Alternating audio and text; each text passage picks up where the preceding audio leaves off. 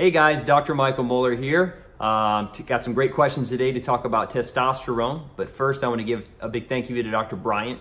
So if there are any of my followers here, go check out Dr. Bryant's Instagram. That's who put all this on. And for all you people who are just getting to know me, go check out my Instagram, Dr. Michael Moeller. And I actually just did a YouTube podcast with Dr. Thomas O'Connor where we talked about testosterone for an hour and a half.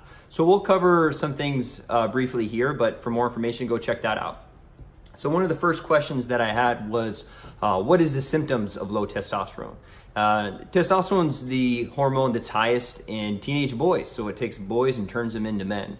So when you think testosterone, think teenage boy. So libido is super high, the muscle mass is coming on, facial hair growth, increase in confidence, decrease in anxiety and depression.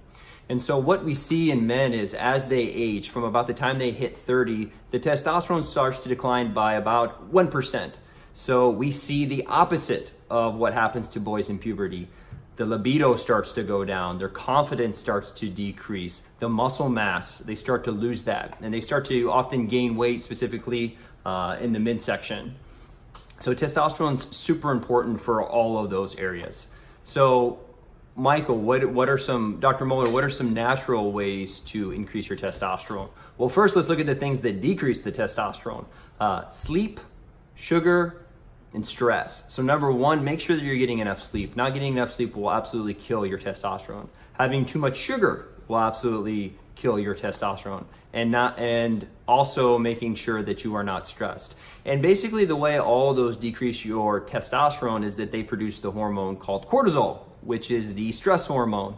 And basically cortisol and testosterone both come from the same precursor that's called cholesterol. So cholesterol is actually good. You don't want too much of it, and you don't want too little of it.